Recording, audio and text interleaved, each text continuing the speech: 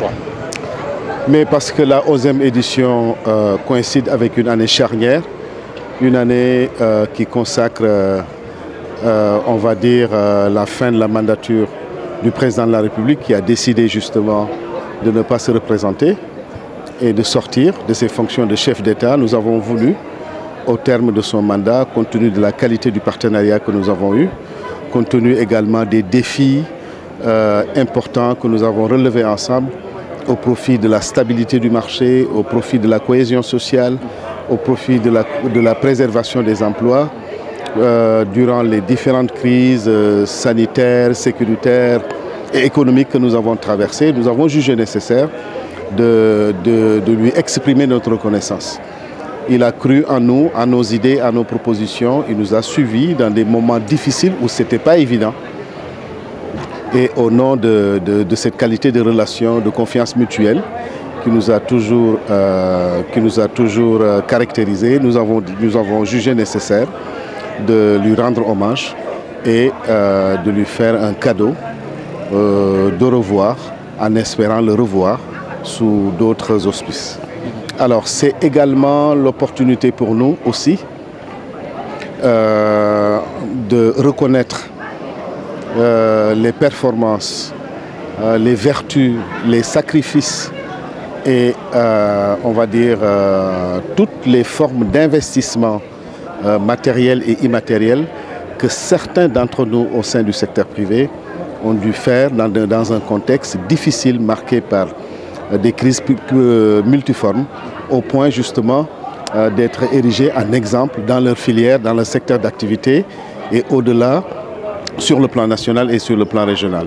Et enfin, nous avons également eu ce même sentiment pour certaines personnalités publiques et des leaders d'opinion qui se sont distingués également pour leur attachement à la paix, à la stabilité sociale, mais surtout pour leur attachement également à, on va dire, à la cohésion nationale.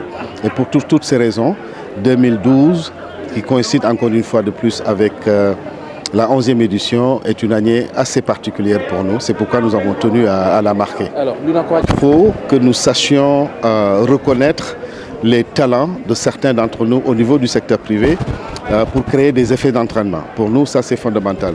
Au-delà de ça, il est important que nous montrions aux jeunes générations montantes des modèles sur lesquels ils peuvent s'inspirer, des modèles à travers lesquels ils peuvent réajuster et se réinventer en fonction des projets dont ils sont porteurs.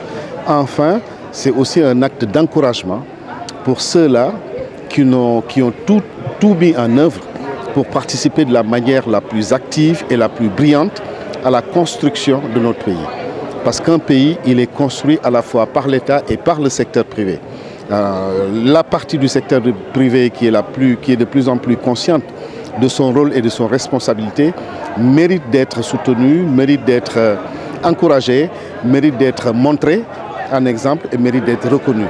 C'est voilà les raisons pour lesquelles nous avons mis en place un certain nombre de critères qui nous ont permis, au sein d'un jury dont nous avons confiance à la maturité et à l'éthique, n'est-ce pas, de procéder à des sélections et de terminer sur un certain nombre de scores qui nous ont permis de primer ceux qui l'ont été ce soir. Dernière question, qui est une question subsidiaire, M. Yaye. Aujourd'hui, nous sommes à quelques encablures de l'élection présidentielle, qui est un rendez-vous d'un homme avec son peuple. Lunakwa Diapo, comme à l'accoutumée, est là debout pour véritablement mettre à l'avant les intérêts des Sénégalais dans le cadre de l'approvisionnement en denrées de première nécessité. Quel appel vous lancez aux nouveaux présidents, aux potentiels présidents qui vont se lancer dans cette campagne électorale? Ah oui, il est important que ce nouveau président soit conscient du fait que la vie est devenue extrêmement difficile à l'échelle mondiale, à l'échelle internationale, mais davantage en Afrique et au Sénégal. Et les populations sont fatiguées, il faut qu'on en est tous conscients. Et dans cette population, nous avons deux cibles extrêmement vulnérables qui, de notre point de vue, sont les plus exposées. Ce sont les jeunes et les femmes. Alors, si notre pays devait se fixer des priorités ou des surpriorités, ce seraient les jeunes et les femmes pour lesquels il faut s'occuper et très rapidement. Nous avons vu les phénomènes de l'immigration, ce que ça a occasionné comme problème, comme conséquence dramatique. Nous avons également vu certaines dérives sociales nous suivons la presse, nous suivons les faits divers. Il ne faut pas que la précarité persiste. Et l'appel que nous lançons au nouveau président, qui sera élu, d'abord nous tenons à ce que ce soit un président le plus légitime possible. Ça, c'est fondamental. Et une fois qu'il est élu, je pense que sa priorité première, c'est de s'occuper des besoins sociaux, notamment d'insertion en termes d'emploi pour les jeunes et de facilités accordées pour les femmes, aux femmes pour leur permettre justement de sortir de cette situation de pénibilité extrême dans laquelle nos populations se trouvent. Monsieur Ousmane Sy Ndiaye, on vous remercie. Je rappelle que vous êtes le directeur exécutif de l'UNACOIS Diapo. Merci.